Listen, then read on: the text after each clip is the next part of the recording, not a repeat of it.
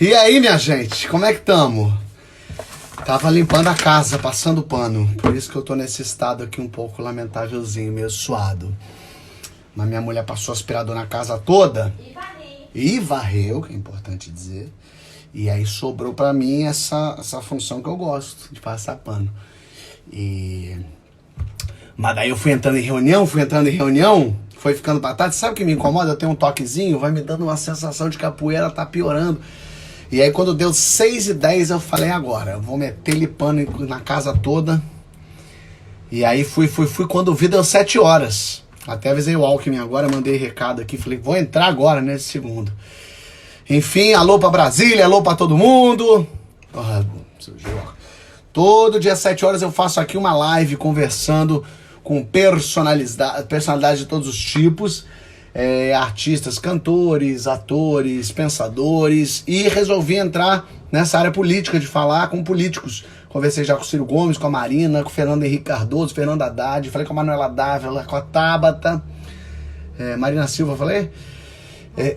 Marina Silva, e hoje converso com o Alckmin, amanhã com o Gabeira, que não é exatamente político, mas é. Converso semana que vem com o Boulos, converso com a Jandira, converso com o Mandetta. Amanhã Mandetta, não é? Acho que é amanhã o Mandetta. Enfim, tô fazendo essas lives políticas conversando também com muita gente legal.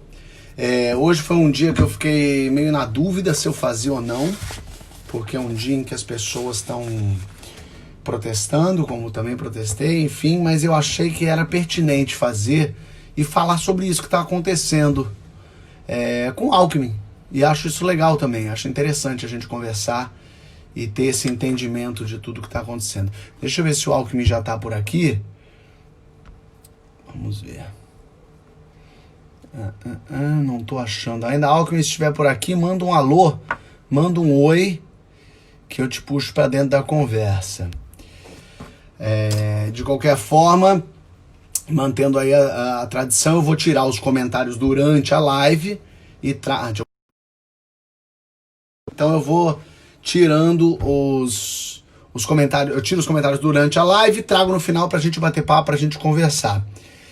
Deixa eu ver se o Alckmin já tá por aqui. Geraldo Alckmin já tá aqui. Maravilha, Alckmin. Então eu vou fazer o seguinte, eu vou tirar os comentários, vou puxar ali pra dentro, a gente conversa e voltamos com maiores informações. Vamos lá. Desativando os comentários e trazendo o Geraldo para dentro. Geraldo Alckmin, seja muito bem-vindo à nossa live. Obrigado por estar aqui, dedicando seu tempo e esse espaço. Ih, tô vendo só o curto. Agora sim. Como vai? Tudo bem? Satisfação, Fábio Porchat, cumprimentá-lo, participar aqui da live com você. Que bom, que bom. Tá sorridente, que bom que tá com uma cara boa, sabia? Porque nesse momento é um momento tão... A gente já tá confinado há tanto tempo. Eu também tento manter uma alegria, assim, a felicidade. Eu sei que você tá com uma cara saudável. Isso me deixou feliz, Geraldo. Obrigado, obrigado. É porque médico deve estar tomando todos os cuidados, né? A medicina, nesses momentos, ajuda mais, né? Totalmente, né? Você está confinado há quanto tempo aí já na sua casa? Eu faço lá no Hospital das Clínicas, toda quinta-feira, uma clínica de dor. A minha formação é anestesia, mas eu faço curso de acupuntura também, lá no Instituto de Ortopedia e Traumatologia. Parou, então o curso agora é só à distância. Claro. E dou aula também à distância. Então, em 2 universidades. Mas, às vezes, fica um período aqui em São Paulo, às vezes em Pindamonhangaba. Meu pai era veterinário, então, um sítiozinho, uma sitioca lá em Pindamonhangaba, então alterno um pouco aqui, um pouco lá. Que bom, que bom. Que bom saber que você também está ativo aí. Agora, deixa eu te perguntar uma coisa. Bom, tem tanta coisa acontecendo, né? Assim, cada semana, cada dia tem uma novidade e a gente está passando por um momento bastante turbulento, então eu quero tentar abordar um pouco disso com você. Primeiro, tudo isso que tem acontecido nos Estados Unidos que está começando a se refletir aqui. A gente vê o Trump, por exemplo, nem falando nada a respeito do George Floyd, por exemplo, é o último a se manifestar e sempre a dizer, meus sentimentos, a família está ótimo. O racismo chegou num ponto onde os brancos precisam começar a falar disso, senão não vai rolar. Você sente que o racismo é um assunto de preto que branco geralmente não fala sobre isso, Geraldo? Não, acho que é importante. Nós temos, embora o racismo seja crime, e, aliás, eu, como governador aqui em São Paulo, tipifiquei isso de maneira clara na Polícia Civil para o enquadramento disso, a necessidade, sim, que o que houve nos Estados Unidos é estarrecedor. O Mário Covas, ele dizia uma coisa, olha, o governante precisa ter muito cuidado naquilo que fala, porque senão lá na ponta o sujeito acha que está liberado para fazer o que quiser. Então é muito importante o respeito à pessoa humana, isso é civilizatório. Nós estamos vivendo em alguns momentos no mundo e aqui no Brasil um retrocesso civilizatório. Agora, o que nos conforta é ver que a população foi para a rua, dizendo, olha, isso é abominável, isso é um absurdo verdadeiro. Então, eu acho que é importante. E não é com violência. Eu sou um fã do Nelson Mandela. Ele passou 27 anos na prisão, 27 anos, e saiu sem rancor, sem ódio. Precisa ser uma pessoa superior, né? Pois é, aí que tá. Precisa ser uma pessoa superior para isso. Ao mesmo tempo, assim, ninguém apoia a violência, mas essas pessoas estão apanhando literalmente há tantos séculos que é quase difícil a gente dizer para essas pessoas calma, calma, vamos conversar. Elas não aguentam mais morrer, né, Geraldo? Mas não pode ter impunidade, né? Quer dizer, então precisa haver punição exemplar nesses casos. E você tem o racismo explícito e tem também o implícito, né? Quer dizer, a população negra tem menor renda, menor acesso à área educacional, por isso as universidades paulistas fizeram uma pontuação acrescida e cota, porque você não pode tratar diferentes de forma igual. Então, há necessidade, sim, de um conjunto de políticas públicas nesse sentido. Mas a repulsa no mundo inteiro, ela é alentadora, no sentido de, olha, é intolerável, né, esse tipo de coisa. Agora, eu não vi nosso presidente falar sobre isso. E você citou uma frase do Mário Covas, um pensamento, enfim, do que se fala aqui se reflete na ponta e a gente está vendo exatamente isso acontecer no Brasil. Um presidente que vai a aglomerações, que impulsiona manifestações contra o STF, o fechamento do STF, do Congresso. Perdemos o controle? Não há controle sobre o Bolsonaro? É isso? Só se tira ele de lá com um golpe? Como é que a gente faz um ser humano desse que trata o brasileiro dessa forma, que é responsável por tantas mortes que estão acontecendo? Como é que a gente lida com um governante que não está nem aí para as vidas humanas, Geraldo? Olha, esse é o problema do presidencialismo, Fábio Porchat, porque você abre a urna e depois fecha por 4 anos. Olha, daqui 4 anos a gente consulta de novo. Então é um sistema engessado e um sistema de crise. Se você pegar do Getúlio Vargas para cá, só 3 presidentes no Brasil terminaram o mandato. Juscelino, Fernando Henrique e Lula. Ou foi suicídio, ou morte, ou impeachment, ou renúncia, ou golpe. Então, esse é o problema, porque o único remédio é o impeachment para um governo ruim, se não aguente 4 anos. E o impeachment ele é traumático. Eu sou um grande defensor da reforma partidária, reforma política. O Brasil há um medicina que diz, suprima causa que o efeito cessa. Nós temos um dos melhores sistemas eleitorais do mundo, de apuração eleitoral, que acaba às 5 da tarde a eleição, 10 da noite, sabe quem ganhou, num país continental. E temos um dos piores sistemas partidários. Eu defendo a reforma partidária, voto distrital misto, cláusula de barreira, menos partidos, partidos programáticos e o modelo de Portugal. Portugal tem um modelo que o presidente da República é eleito, tem mandato, tem competência, mas o chefe de governo, ele é primeiro-ministro. Então, você dá estabilidade ao que deve ser estável, que é o chefe de Estado, e instabilidade ao que deve ser instável, que é o chefe de governo. Enquanto Uma isso... pergunta ignorante da minha parte, Geraldo. O primeiro-ministro de Portugal, qual é a ligação dele com o presidente? Ele chega lá como? Ele está lá como?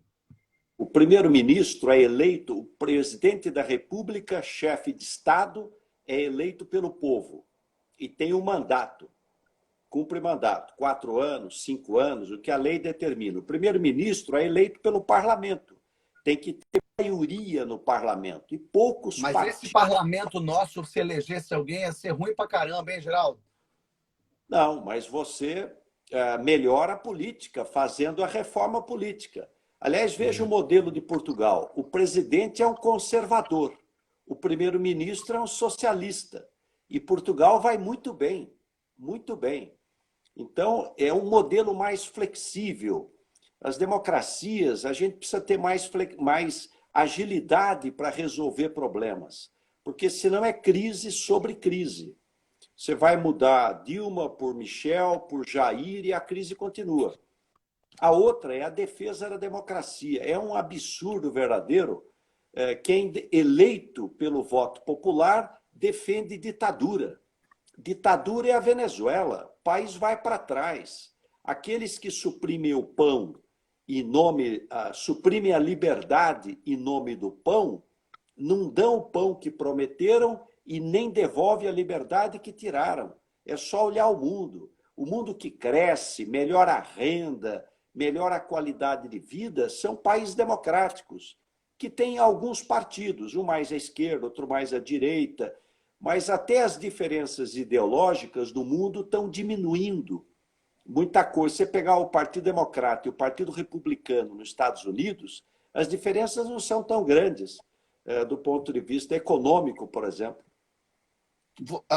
Quando eu comecei a fazer essas lives conversando com políticos, eu falei, eu vou conversar com gente de direita, de esquerda. Aí quando eu falei que ia conversar com o Fernando Henrique, com o Alckmin, falei, o pessoal de direita falaram para mim, não, eles são de esquerda. Eu falei, meu Deus, eles são de centro, são de esquerda, sem direita. Eu queria saber, você é direita, centro-esquerda? E segundo, isso importa no quê? Olha, na realidade, essa coisa está mais para a rosa dos ventos, né? Dos marinheiros, esquerda, direita, até porque você pegar o Trump é de direita, mas ele faz protecionismo, ele quer fazer muro para ninguém entrar nos Estados Unidos. A China é de esquerda, mas tem uma economia que está abrindo. Então, essas coisas precisam ter um certo cuidado. Eu entendo o que é a social-democracia, que eu acredito e fui a 7ª assinatura na fundação do PSDB. Primeiro, total compromisso com a democracia. Esse é um valor, é um princípio. Na vida a gente precisa ter valores, princípios que norteiam a nossa existência. O poder é do povo, né? O presidente é um servidor, é o primeiro servidor, não é o meu exército, o meu tribunal, o meu, não. É do povo. Você é um servidor. Quanto mais alto o cargo, maior a responsabilidade. Economia de mercado, eu acho que é isso que nós defendemos e acreditamos, economia de mercado, Estado mais leve, carga tributária menor e políticas sociais. Quer dizer, a necessidade do governo tem papel importante. Veja o SUS. Eu fui relator da Lei Orgânica de Saúde, Fábio Porchat, depois da Constituinte de 88, que participei. Imagine se não tivesse o SUS no Brasil. Nesta pandemia, a medicina está fazendo a diferença. Por que uma pessoa com 80 anos, 90 anos, 100 anos tem alta, sobrevive? Porque teve assistência médica, assistência hospitalar. Então é preciso garantir à população, independente da sua renda, o acesso à saúde. Esse é um papel do Estado importante. Você falou do Estado leve O que isso significa exatamente, só para ficar claro na minha Olha, cabeça? vamos dar um exemplo. O Brasil tem uma carga tributária muito elevada para um país em desenvolvimento. 35%, 36% do PIB. Então, se fosse a Escandinávia, não tinha problema. País rico. Mas para o nosso nível de desenvolvimento, país ainda emergente, é uma carga tributária alta. Então, é preciso simplificar, é preciso tornar o Estado mais eficiente. Eu sempre digo que ajuste fiscal é como cortar unha, é uma obra interminável. Você pode todo dia estar fazendo um ajuste para melhorar a eficiência do gasto público. Agora, não é aquele laissez-faire do século XIX, que o Estado é ausente, né? Isso é uma coisa incivilizatória. Até porque o desafio do mundo, não é só do Brasil, é emprego e concentração de renda. Esse é um problema mundial hoje. Eu fiquei na Universidade de Harvard, Fábio Porchat, em 2007, um instituto chamado Eder Center.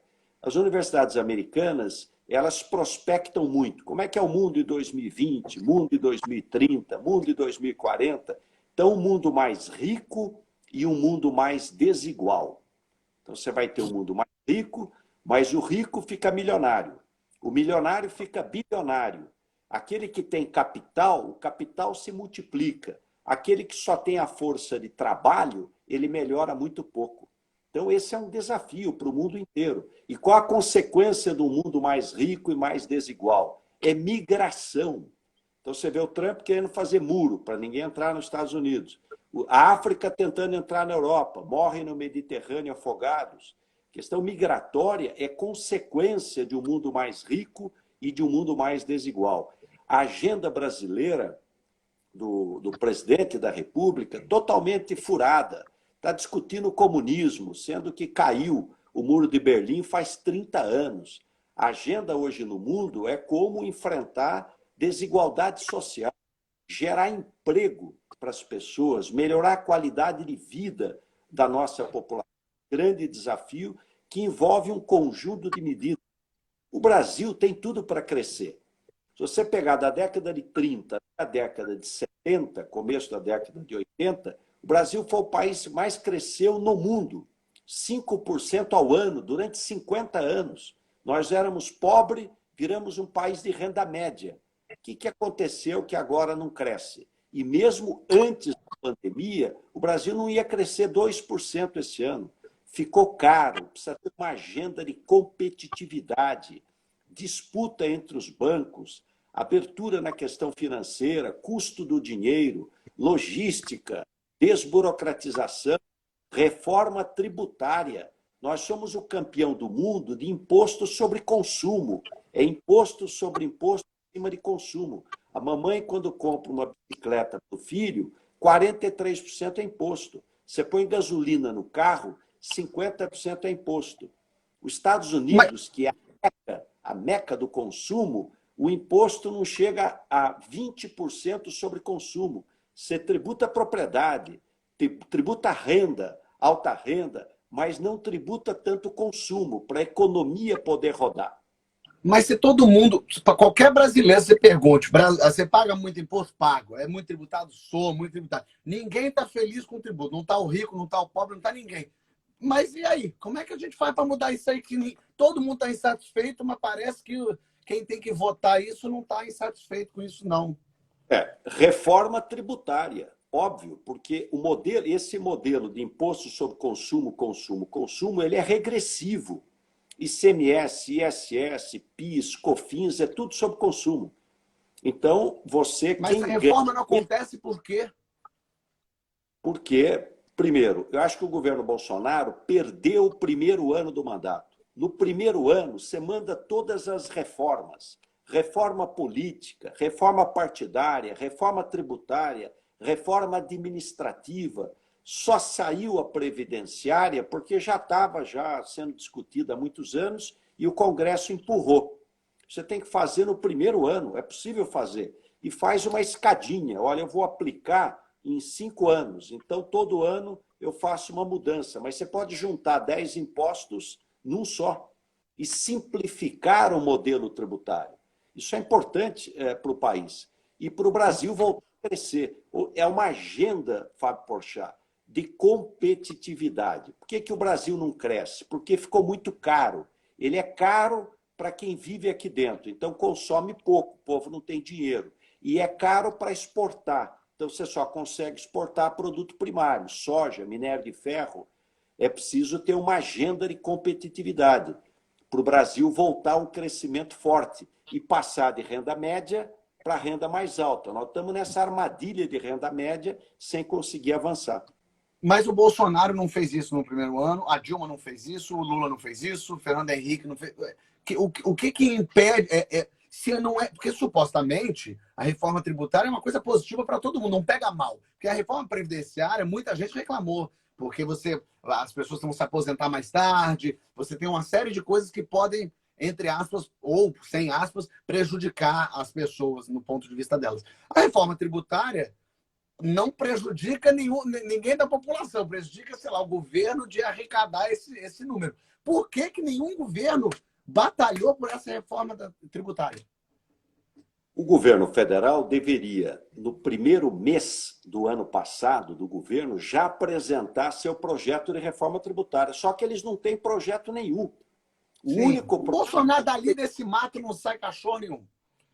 O único projeto deles é voltar à CPMF. Eles têm fixação na CPMF. Então, é criar mais um imposto, nós já temos 50, vai criar mais um imposto que onera as cadeias produtivas mais longas, torna o financiamento mais caro. Uma coisa boa é a queda da taxa de juros, que é um fenômeno mundial. Então, você ter uma CPMF, ainda mais com juros chegando perto de zero, é muito ruim. Então, é necessidade de um conjunto de medidas. Eu elencaria sistema bancário. Os Estados Unidos tem 5 mil bancos. Disputa, disputa, disputa, disputa, o povo ganha. Você reduz spread, você torna o dinheiro mais barato. Reforma tributária, reforma administrativa. Será que nós precisamos desse Estado nos 3 níveis tão grande? Quer dizer, vamos redefinir o papel do Estado, logística. Você produz soja no Mato Grosso para vender para o norte do mundo. Vai tirar de caminhãozinho pelo porto de Paranaguá, sendo que você tem ali uma hidrovia do lado, Tapajós e Rio Amazonas, então logística. Educação básica, não é faculdade, não é pós-graduação, é educação básica de qualidade. Desburocratização. Nós somos um país cartorial. Quem não se lembra, lá atrás, você é muito jovem, de que quando se era obrigado a comprar um kit de primeiros socorros, então você era obrigado para gastar dinheiro, alguém ganhar dinheiro e o povo pagar. Então tinha que ter tesourinha, band-aid, mercúrio cromo no carro. Extintor de incêndio, nenhum país do mundo tem isso. Europa inteira você só tem no metrô, no ônibus, só em transporte coletivo, não no transporte individual. Lá atrás, a breografia, você tirava uma radiografia do tórax para a pessoa poder assinar a carteira do trabalho. Todo mundo era obrigado a fazer a breografia. Se contaminava, tomava uma radiação, gastava um dinheirão. É um grande cartório. Então, é preciso desburocratizar, simplificar. E quem não deixa desburocratizar? Quem que não deixa? Quem que trava? Porque você ainda não me respondeu por que não fizeram. Nenhum governo fez a reforma tributária. Eu quero entender o que impede, o que trava. Eu acho que 2 reformas foram feitas. A primeira reforma trabalhista, porque se o grande desafio do mundo é emprego e renda, a tecnologia permite você fazer mais com menos gente. Então, esse é um problema, porque a agricultura mecaniza, tudo mecanizado. Indústria, automação.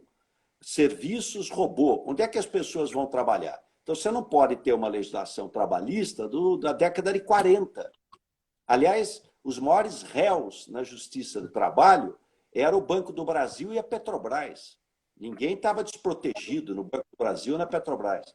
Então, saímos de um modelo autárquico para a negociação. Eu acho que a reforma trabalhista foi importante. A reforma previdenciária, embora mantendo alguns setores fora, ela também deu um passo importante. Faltam as outras reformas. Se o Brasil não tiver uma agenda de competitividade, independente de Covid, ele cresce pouco, infelizmente. E um país no nível de desenvolvimento do Brasil precisa crescer forte, crescer 5%, 6%. Na década de 70, eu fui prefeito da minha cidade natal, Pindamonhangaba. O Brasil crescia 12% ao ano.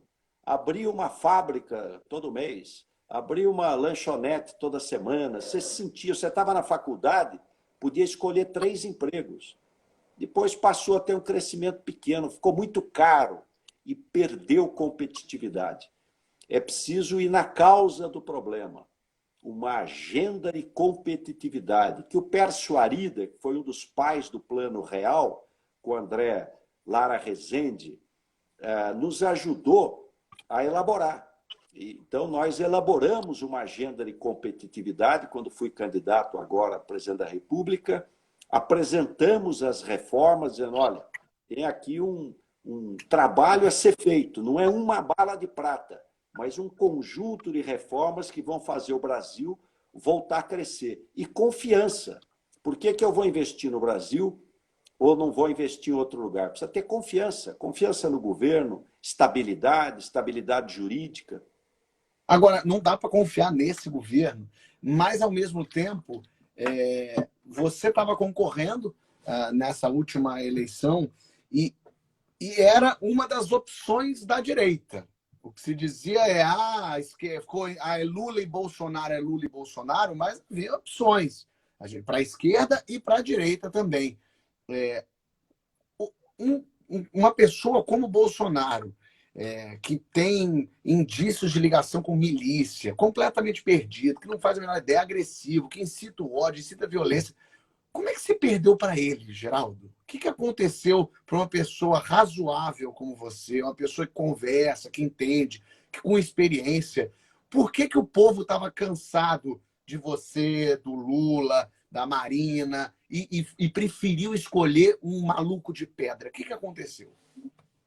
Que estava há 28 anos deputado lá no Congresso Nacional, votando sempre errado.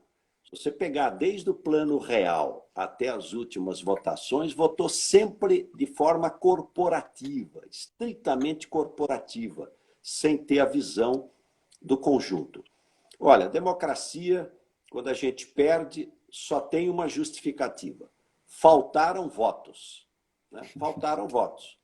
O que eu acho que teve de... Duas coisas tiveram aí um papel, 3 coisas, um papel importante na última eleição.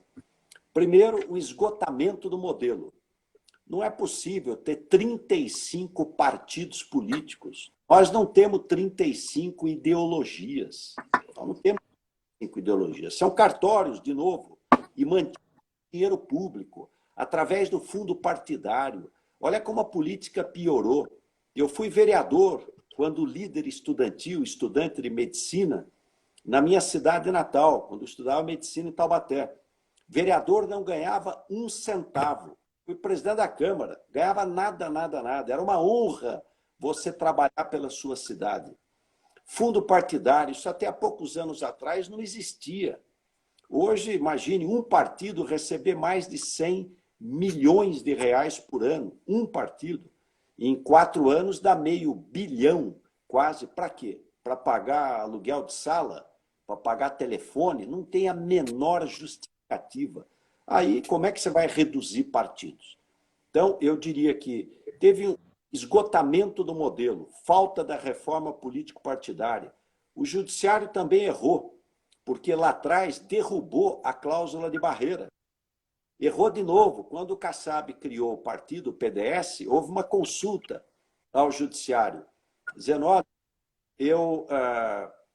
quando crio o partido novo, eu carrego o tempo de televisão, o dinheiro do fundo partidário, e pode mudar de partido sem perder o mandato? O judiciário falou, partido novo pode. O resultado está aí, 35 partidos. Agora proibiram. Agora votaram uma lei, está proibido. Mas você deu a senha para mudar de partido. Ninguém foi eleito só com o seu voto. Um outro fator importante, a facada. Até a facada, eu vinha subindo e o Bolsonaro caindo. A nossa diferença era 8 pontos. 8 pontos. Eu cheguei a 11, ele chegou a 19. 8 pontos. A campanha nem estava começando ainda. Começando.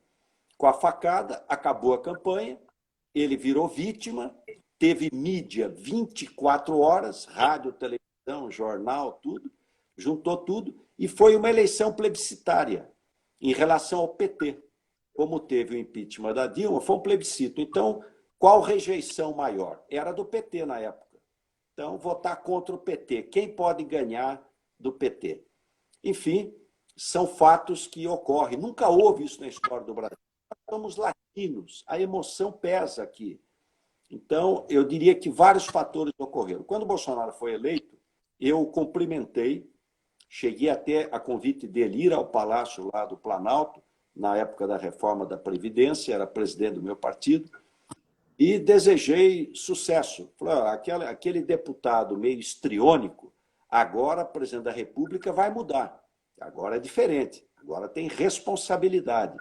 Mas, infelizmente, a gente vê que o perfil autoritário, e é um grande equívoco. Santo Agostinho dizia, prefiro os que me criticam porque me corrigem, aos que me adulam porque me corrompem. Hoje, se você fizer uma crítica ao governo, você é ameaçado. É ameaçado só de fazer uma crítica. É absurdamente intolerável. A política é civilidade, né?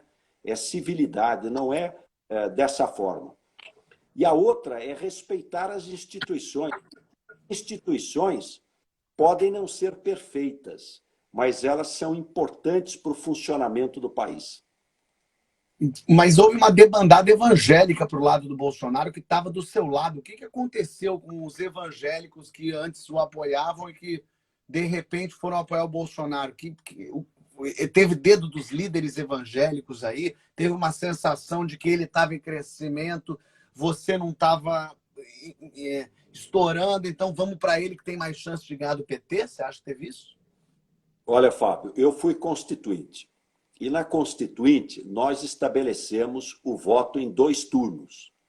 Porque você podia ter alguém com 25%, 30% eleito, minoria, pela divisão partidária. Tanto candidato e tanto partido, com 30% ganha a eleição. Então nós dissemos, olha, se você tiver 50% mais um, não precisa ter segundo turno. Acabou, já está eleito. Eu fui eleito e reeleito em São Paulo, em 2010, no primeiro turno, não teve segundo turno. E em 2014, não teve segundo turno, tudo no primeiro turno. Agora, se não tiver 50%, vai o segundo turno. O que aconteceu na última eleição? Foi feito o segundo turno no primeiro turno. Quem pode ganhar do PT? Quem está na frente? É o Bolsonaro. E quando ele teve a facada, na semana seguinte, ele subiu fortemente. Então, ele que vinha caindo na pesquisa, inverteu a curva. Ele vinha caindo, ele deu uma subida forte. E aí virou o voto útil. Mas, enfim, eu aceito o resultado. Não, lógico, a gente respeita. O povo elegeu o Bolsonaro, né? Agora, nós precisamos melhorar o Brasil, melhorar as instituições. Mas eu fico muito assim intrigado por que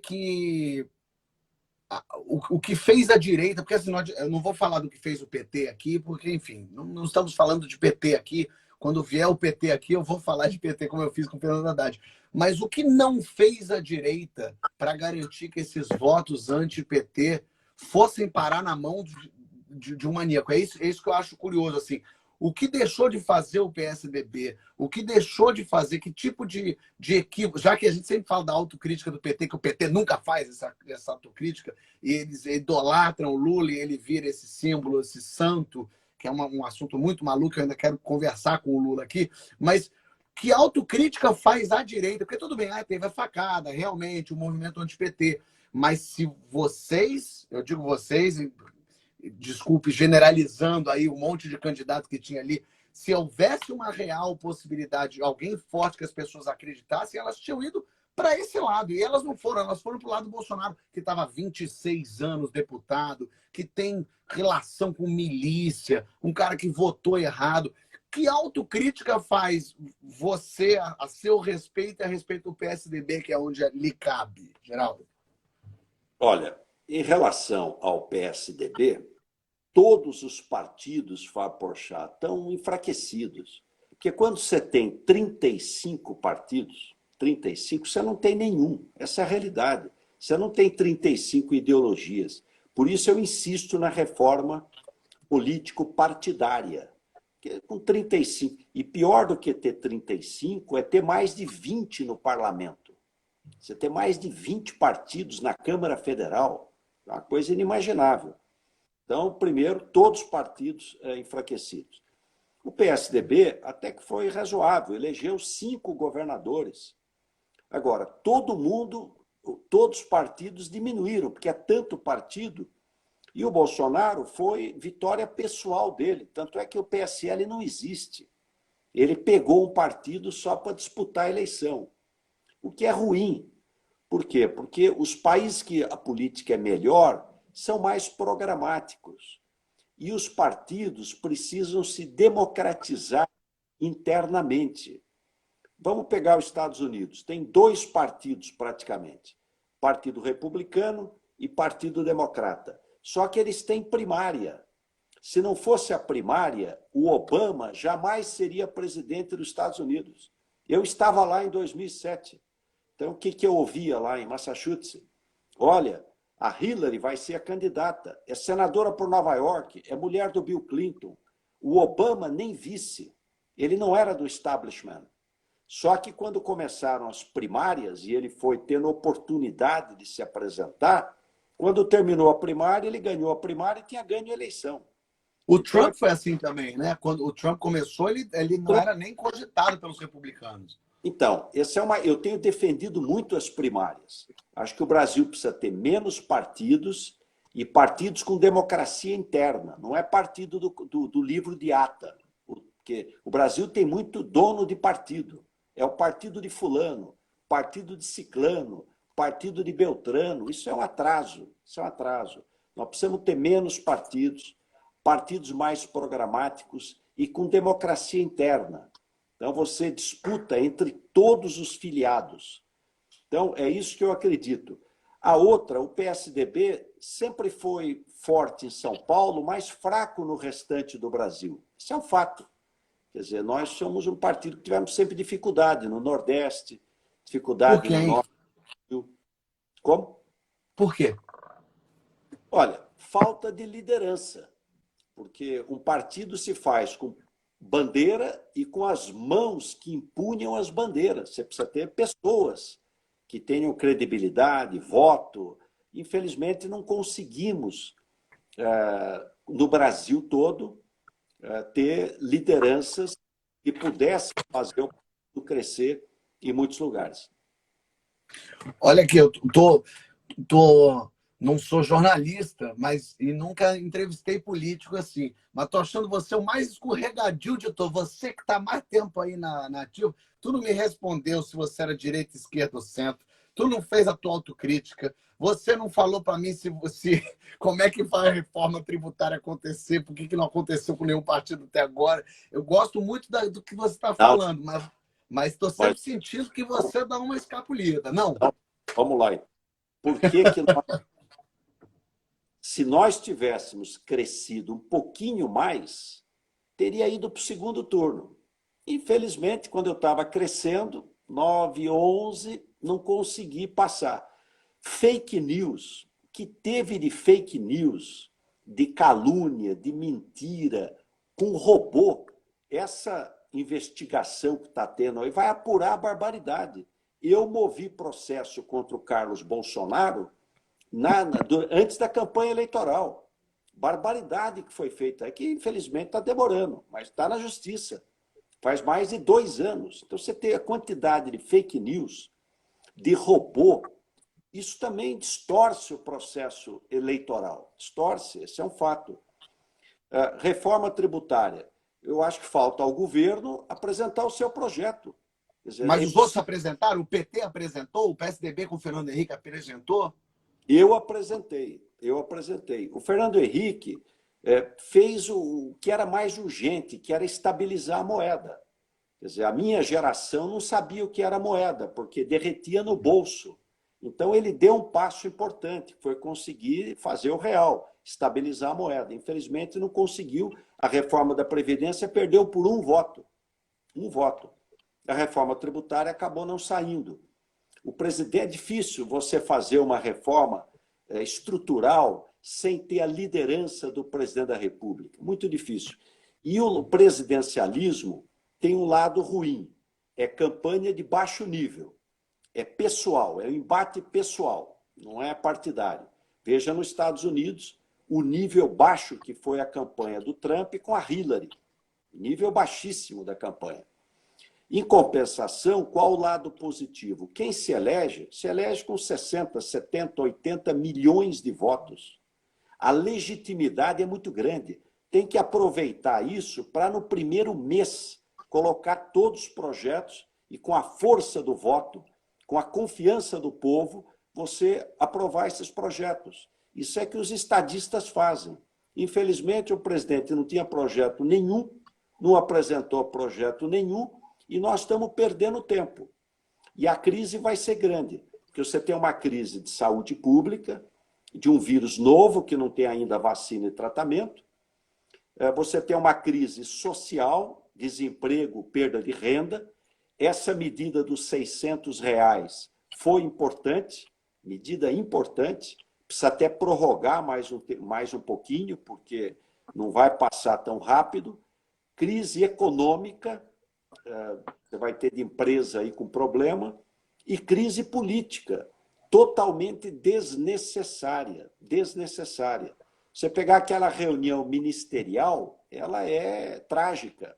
A única coisa que não se discutiu ali foi o interesse do povo.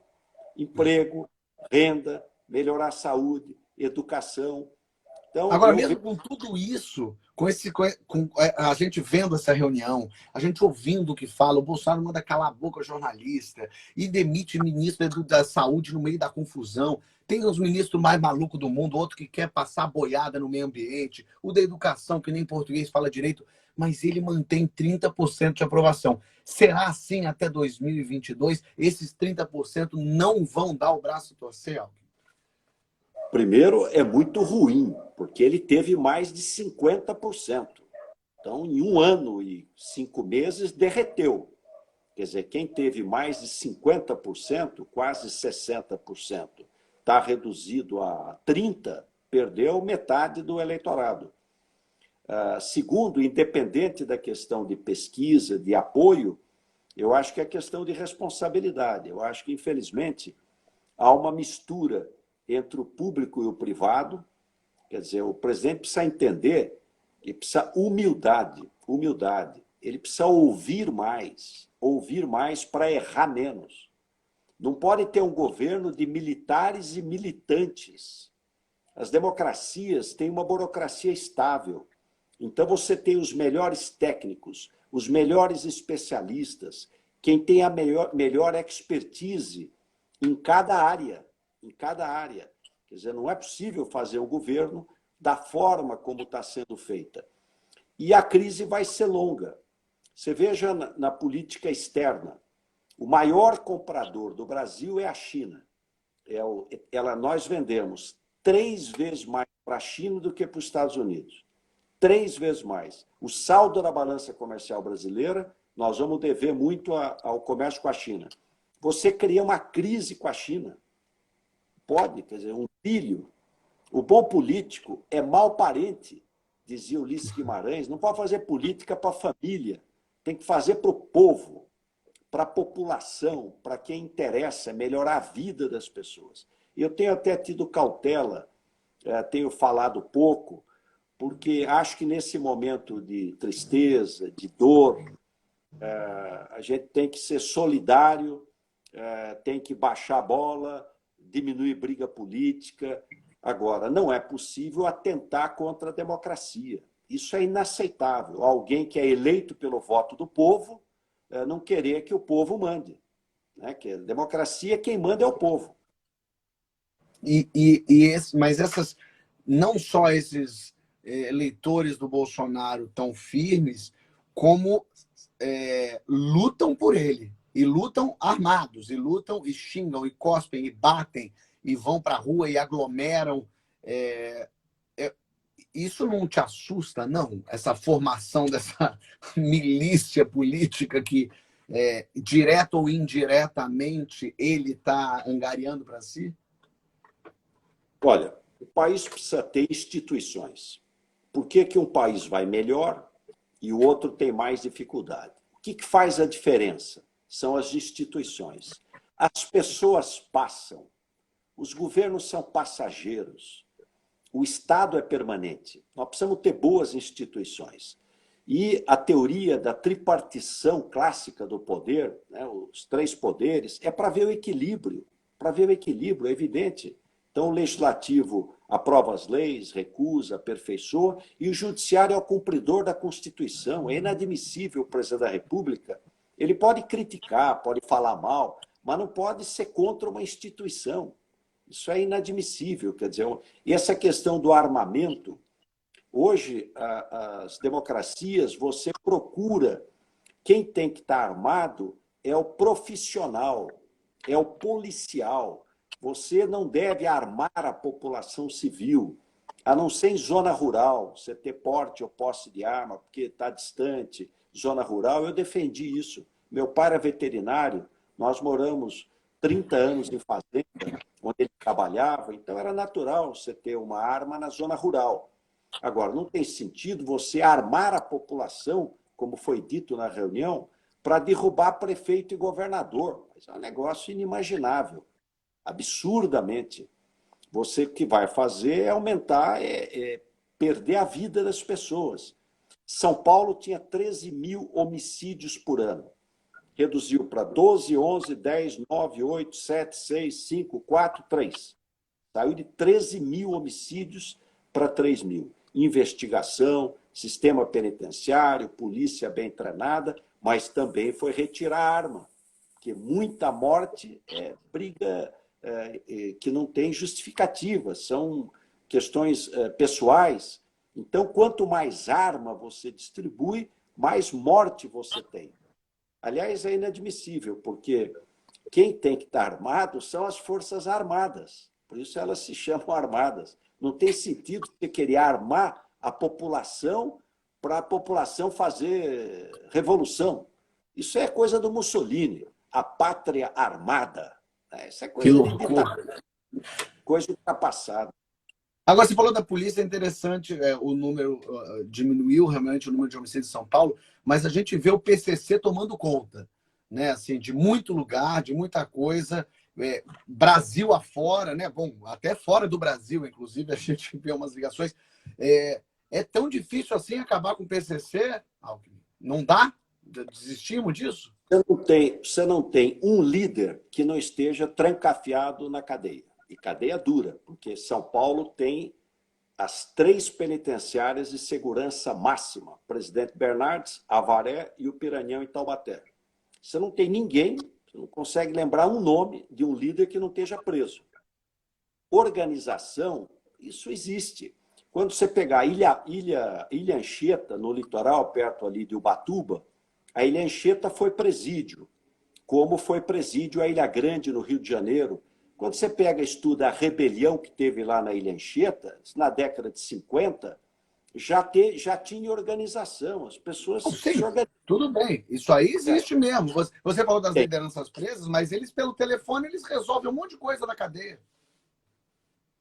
Não é tanto assim. O fato é que, em São Paulo, nós demos um exemplo. Você tinha 13 mil assassinatos, reduzimos para menos de 3 mil. Latrocínio. Quase metade dos latrocínios, quando você matar para roubar, 40% é roubo de carro. Nós emparedamos 1.200 desmanches. Provamos uma lei estadual dizendo que só pode ter agora recicladora, porque a pessoa roubava o carro para poder fazer desmanche, para poder desmanchar e vender peça roubada. Emparedamos tudo. Despencou o roubo de carro. e com isso despencou o latrocínio. É possível melhorar em muito. Agora, quem tem que liderar isso é o governo federal, porque por trás de tudo isso está o tráfico de droga. E tráfico de droga é crime federal. Nós produzimos em São Paulo laranja, milho, café, borracha, cana-de-açúcar. Nós não produzimos cocaína. Tudo isso entra pelas fronteiras. Onde é que está a polícia de fronteira? Onde é que está a inteligência? Onde é que está o acordo internacional com os países latino-americanos, nossos vizinhos, para poder coibir o tráfico de droga? O Brasil é um dos maiores consumidores de droga do mundo, com absoluta omissão do governo federal. Não só de agora, mas já de um bom tempo. Então, o que você está me dizendo é que se o governo federal fosse mais firme, ele conseguia resolver o problema do PCC, por exemplo. Resolveria o problema do tráfico de droga. Sim, e aí por isso... Organização criminosa sempre vai ter, muda de nome daqui, nome de lá, mas o grande problema, um dos grandes problemas do Brasil é tráfico de droga. De um lado tem que tratar o doente. Quem é a vítima da droga? É um jovem do sexo masculino e de baixa escolaridade. Por isso que explodiu a violência no Nordeste, porque a população é mais pobre. Então é o menino do sexo masculino e que estudou pouco. Ele é a vítima. Para ele, precisa dar a mão para ele. Precisa o que você tinha pensado como candidato? O que você tinha pensado se fosse presidente? E como fazer para acabar com esse tráfico de drogas que ninguém consegue? Eu vejo no jornal, todo mundo sabe onde é o caminho, de onde vem a droga, quem traz, como traz, por onde entra. Mas falta o quê? Qual que era o seu plano que podia ser resolver isso? Fábio Porchat, com duas ações. De um lado, o doente. Por que você tem consumidor? Então, é doença, como é a apendicite. O dependente químico, a primeira atitude dele é amotivacional frente à vida. Precisa estudar, tá nem aí. Precisa trabalhar. Mas tem um monte de gente que estuda e cheira cocaína, e fuma maconha, e vai lá e compra do moço. Então, você precisa tratar, você precisa dar a mão para esse jovem e dá para recuperar. Nós fizemos aqui N convênios com comunidades terapêuticas, criei o primeiro hospital do país em Botucatu, ampliamos leito, CRATOD, ambulatórios, centros de atividade psicossocial, enfim. E, de outro lado, é prender criminoso, é investigação, polícia de fronteira, acordos internacionais. Eu chamaria os países vizinhos, os presidentes da República, todos eles, vamos sentar, vamos fazer aqui um acordo, vamos fazer um entendimento. Isso aí não tem fronteira. É uma ação, é um problema latino-americano. Mas eu sinto que tem muito político que se beneficia com o tráfico de drogas. Bom, mas tem que investigar e punir. Então, quem exerce cargo público tem que dar exemplo. Ele é o primeiro. Ele tem que dar exemplo. O exemplo é muito forte, né? Mais que as palavras. Sim, mas tudo bem, prender. O Brasil nunca se prendeu tanto no Brasil, tá? As cadeias estão superlotadas, tem quase 1 milhão de presos no Brasil e nunca se reclamou tanto de violência. Então, me parece que prender não é o problema. Talvez estejam prendendo as pessoas erradas pelos motivos errados, é isso? É sempre possível você melhorar a legislação, que às vezes é muito dura com o pequeno e é mais fraquinha com o grande. Então, é sempre possível melhorar a legislação. Mas o nosso problema não é de lei. Já tem lei demais, né? Tem lei demais, que tem que cumprir a lei. Então, eu acho que São Paulo se destacou no Brasil, Fábio Porchat, porque enquanto o Brasil veio crescendo, todos os indicadores de violência, São Paulo caiu, tendo hoje um nível impressionante. Vou te dar um dado bem palpável. Em 1999, 2000, São Paulo tinha 33 homicídios por 100 mil habitantes. 33. A nossa meta era chegar a 30, depois chegar a 20. Aí, quando alguém falava, um dia nós vamos chegar a um dígito, a ter menos de 10, ninguém acreditava. Hoje tem 6, qualquer coisa. Então, tanto é que é 2 vezes mais perigoso você andar de carro ou andar de moto em São Paulo do que um homicídio. Morrem 3.000 pessoas assassinadas e 6.500 de acidente rodoviário. A primeira causa de morte no Brasil é coração e grandes vasos. A segunda é câncer, e está subindo, por causa da idade. Quanto mais idosa a população, maior a incidência de neoplasia. A terceira não é doença, a terceira é causa externa.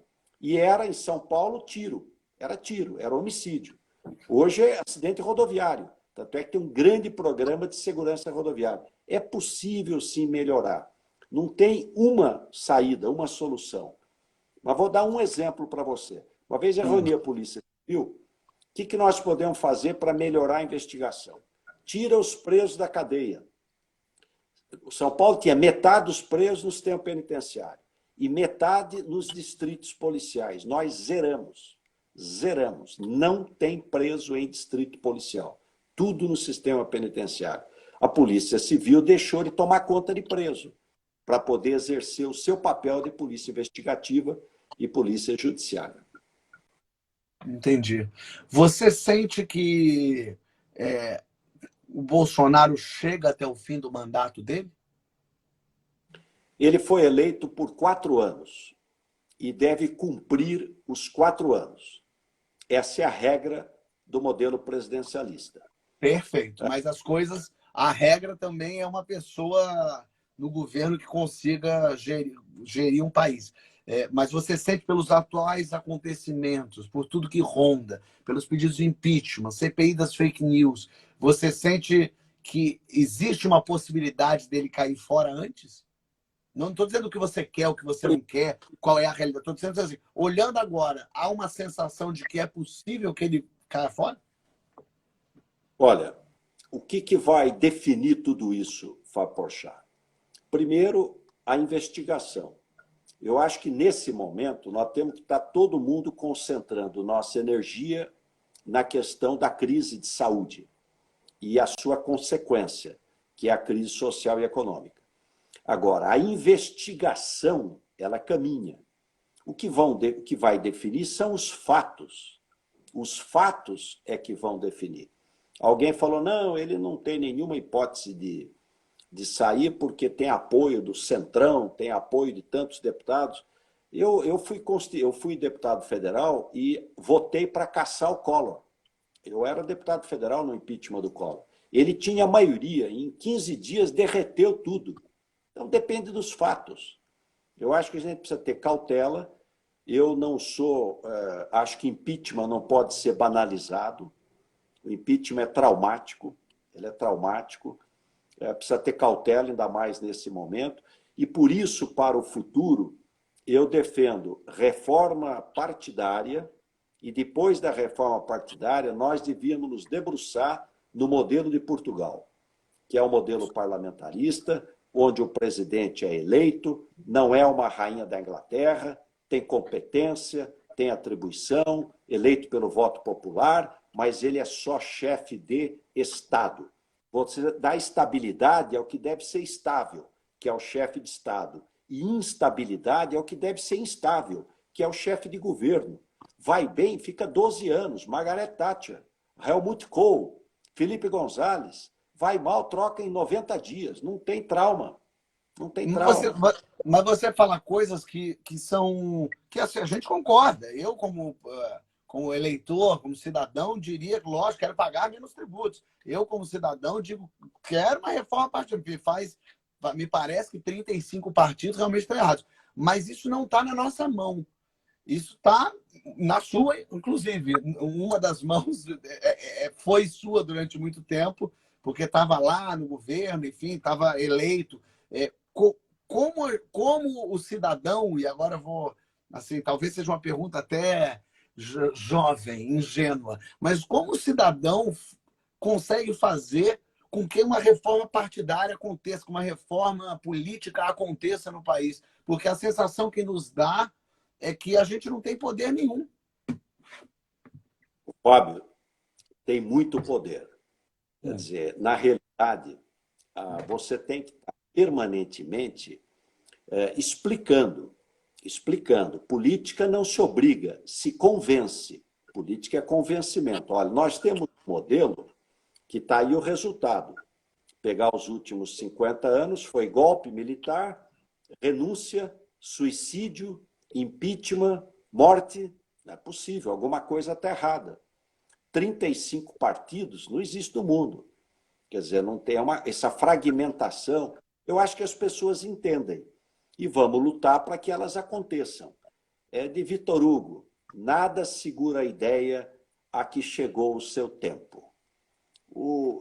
Esse momento triste que o Brasil está vivendo hoje, de intolerância, de radicalismo, quase incivilizatório, né? Ele está errado. Isso vai passar. Nós temos que ter resiliência. E, nesse momento, fortalecer as instituições e apontar a crítica, dizendo, olha, isso está errado. Eu vou dar um exemplo para você. Um governo bom, ele se aproveita com a crítica. A crítica ajuda, porque você corrige. Aquele que critica, ele ajuda o governo. A crítica não é a pessoa física, é a pessoa jurídica. Mas isso é uma coisa linda, mas não funciona na realidade. Que governo é esse que houve uma crítica e fala, realmente, qual foi o último exemplo? Porque, no fim das contas, não só PT a gente está falando, mas Temer e agora Bolsonaro. Quando você fala reforma política, vamos mudar para parar o fundão, o fundo eleitoral e tal, os partidos não querem, eles ganham dinheiro, eles ganham poder, porque o negócio eles caem fora. Fundo partidário. É só o eleitor cobrar o seu deputado. Por que vocês não acabam com isso? Mais de 2 bilhões, não estou nem falando do fundo eleitoral, porque são 2 fundos. Um é para eleição, é só quando tem eleição. Agora, o outro é todo ano. Quer dizer, é um absurdo verdadeiro, é só cobrar do seu deputado. Por que mas daí não... Agora, vou falar, desculpe te interromper, mas, por exemplo, eu conversei... Deveriam, neste momento, cobrar para 2 coisas. Ou pegar esse dinheiro do fundo partidário e fazer para saúde, para comprar o respirador, o ventilador, para fazer teste, ou prorrogar um pouco o dinheiro da ajuda social. Muitas pessoas estariam passando fome se não fosse os R$600. Pessoas do trabalho intermitente, pessoas de menor renda. Então, é preciso cobrar.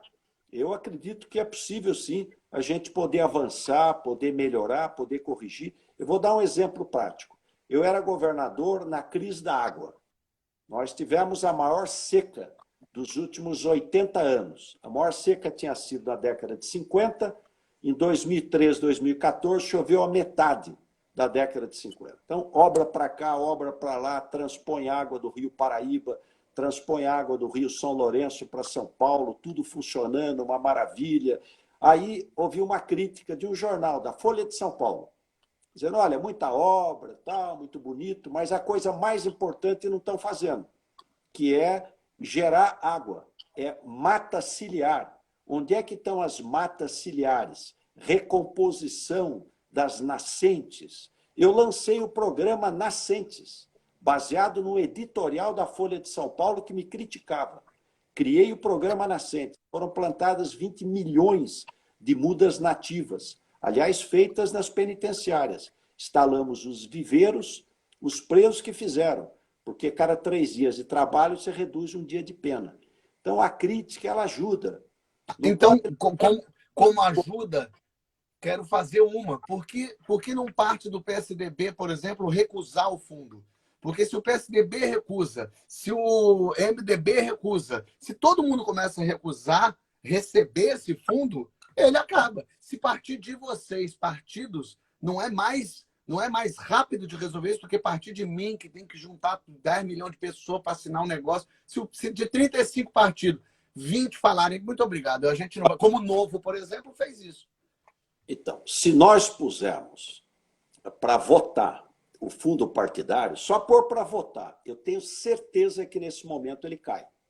Então, eu tenho que pressionar para colocar em votação, para extinguir. Duvido, deputado, que vá votar para manter o fundo partidário nesta crise, inclusive, e nunca existiu isso, Fábio. Não existia isso. Essa é uma coisa que tem poucos anos, não tem o menor sentido.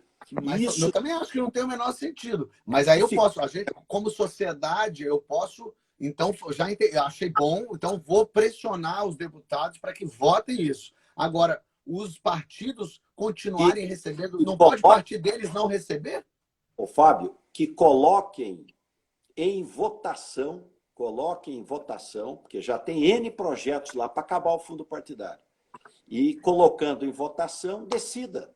Se resolverem decidir manter, tudo bem, arque com as consequências. Mas eu estou vendo assim, você está falando que é contra, você está falando que acha isso uma aberração, isso nunca existiu, de repente existiu. Então, por que então o PSDB, você não se reúne com o PSDB e fala, PSDB, isso é um absurdo, não é absurdo fazer uma votação interna, uma prévia, não é? Achamos um absurdo? Achamos. Então, vamos simbolicamente dizer que nós do PSDB não queremos receber esse dinheiro e dizer que a gente quer que essa votação aconteça.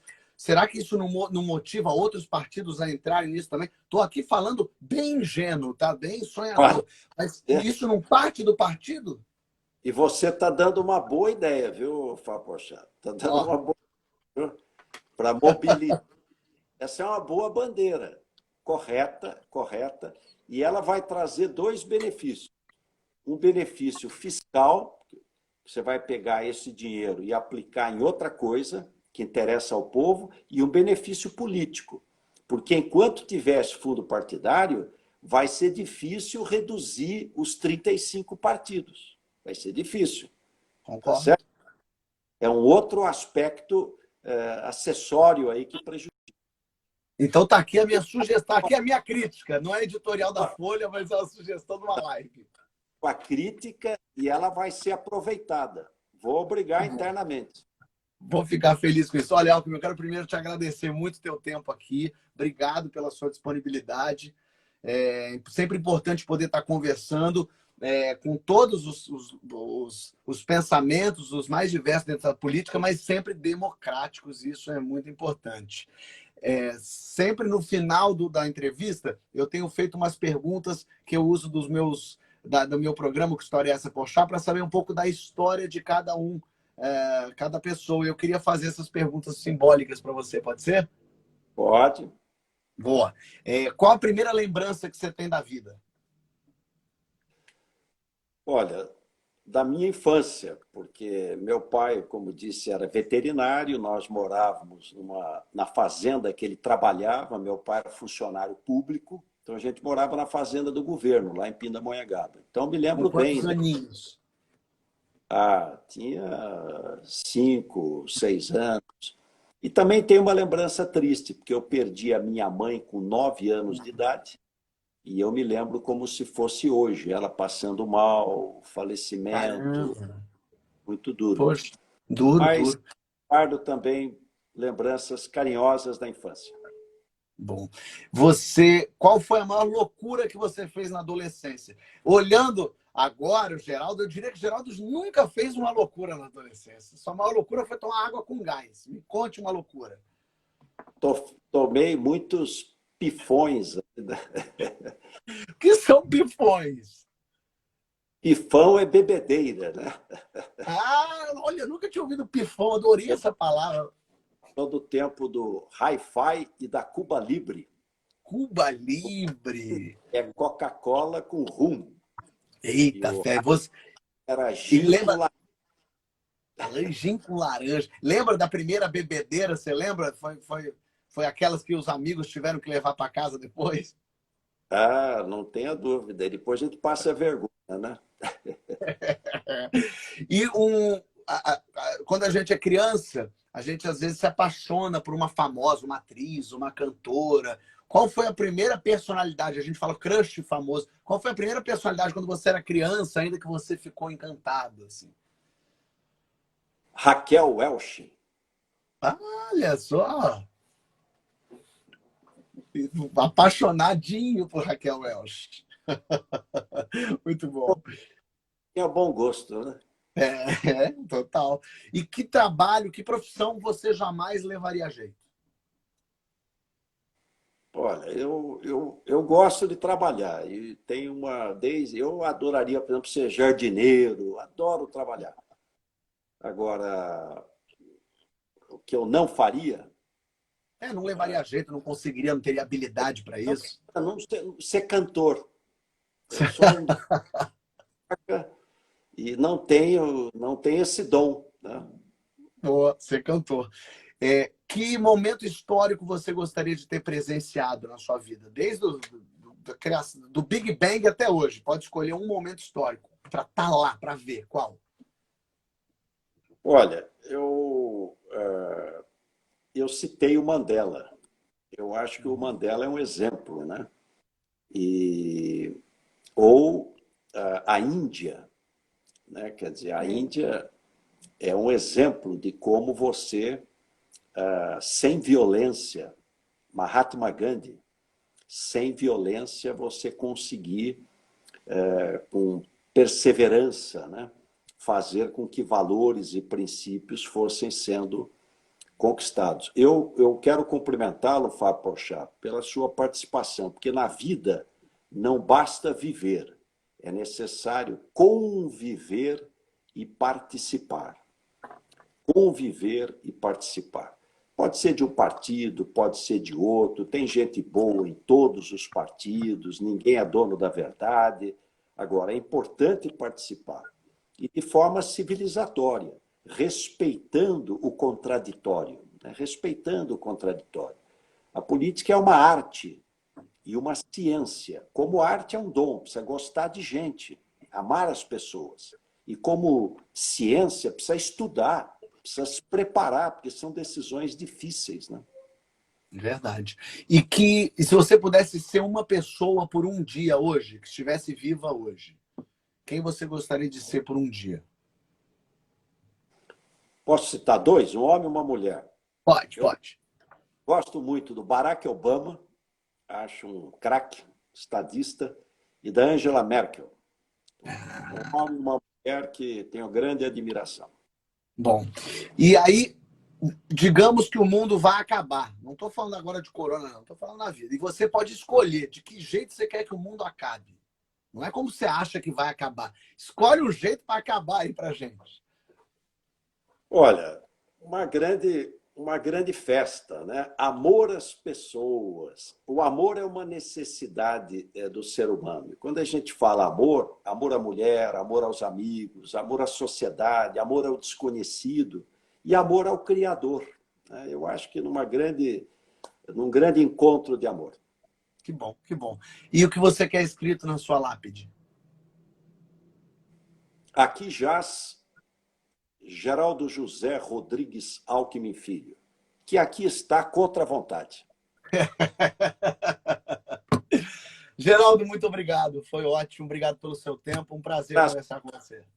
Muito obrigado pelo convite. Muito obrigado. Até a próxima. Geraldo Alckmin, minha gente. A conversa hoje foi boa, foi escorregadia, seu Geraldo, mas falei isso para ele, então não estou falando pelas costas. Mas bom, ouvimos coisas. Ainda falei, ó, se bobear, ainda dei ideia. Que é isso? Estou aqui até me sentindo dador de ideia. Como é que vocês estão aí? Como foi para vocês? Receberam? Viram? Ouviram? Vou falar do Divulga no final. Gostei desse meu cabelo. Agora olhei, agora achei ele interessante. Ele tá mais bonito na câmera do que ao vivo. Ao vivo ele não tá tão, não. Mas aqui achei que ele teve um jogo interessante. E aí, Laiane Corrêa, gostei. Muito bom aqui. Minha mãe, ó, aparecendo aqui, Dona Isabela. Fernando Valmassa. E aí, Fernando, tudo bem com você? Sensacional. O pessoal falando coisas boas. Isabela mandou um som PSDB, minha mãe. Senti definitivo, hein, Isabela? Tu fala uma coisa dessa, não tem volta. Muito importante, parabéns, que bom, obrigado. Silvana, minha irmã, tá aqui. Que saudade, Sil, me ajuda a cozinhar. Se bem que a Nathalie tá cozinhando bem pra caramba. Passa umas dicas pra ela fazer pra mim. Chama o Suplicy. Suplicy é um bom nome mesmo. Ó, já chamei aqui, convidei já Dilma, convidei já Lula. Então, tá lá no convite. Amanhã temos Mandetta, temos ainda, já confirmado semana que vem, Boulos, Jandira, tem Alexandre Padilha, a Xuxa aí. Que bom, Xuxa. A Xuxa tem assistido, tem mandado umas dicas.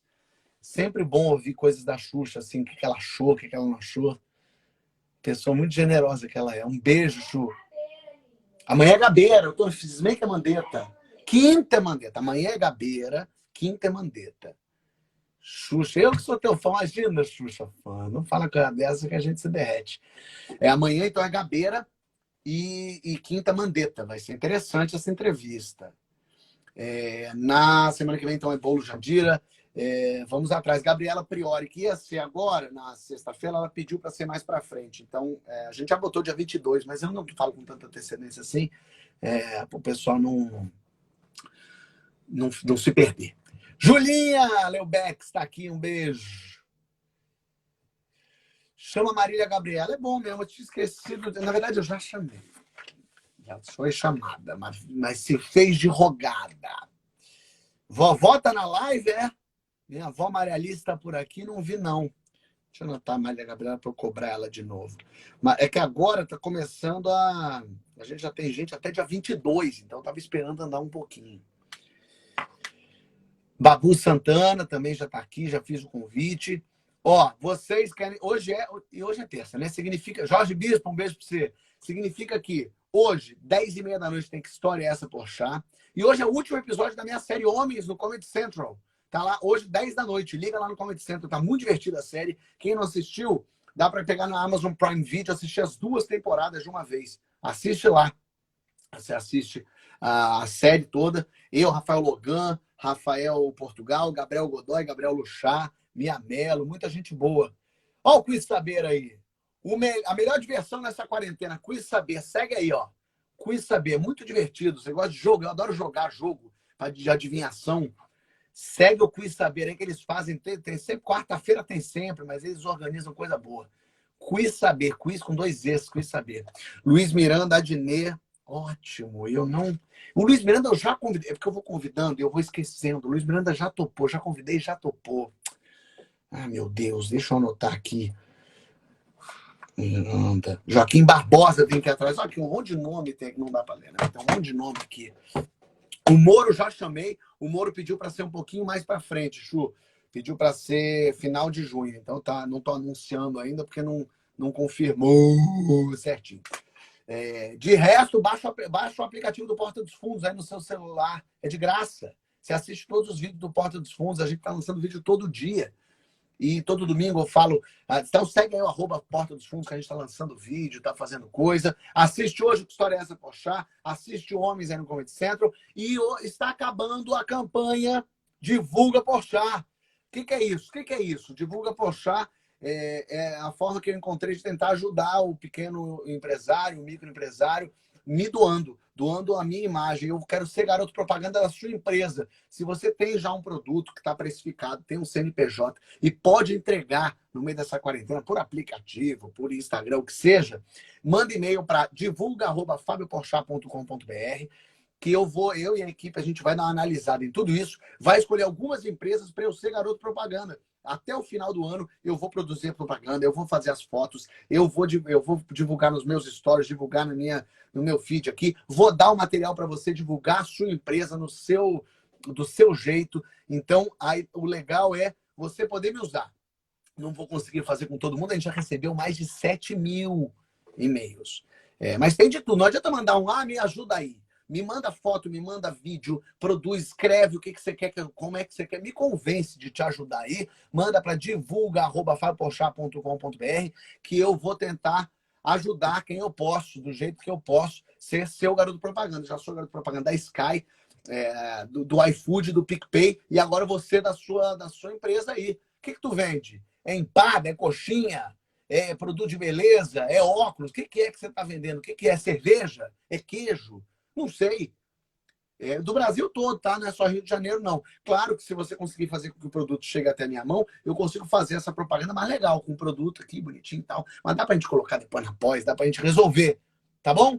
Vai acabar hoje. Acaba hoje, meia-noite acaba. Encerra. A gente abriu ontem e hoje encerra. Divulga@fabioporchat.com.br. Um beijo para vocês. Fiquem bem. Quem pode, fique em casa. Lavem mão, álcool gel, tudo isso. Cláudia, obrigado pelas dicas da Patagônia. Um beijo para você. E vamos nessa. Amanhã temos Gabeira conversando aqui comigo. Vai ser legal também. Valeu.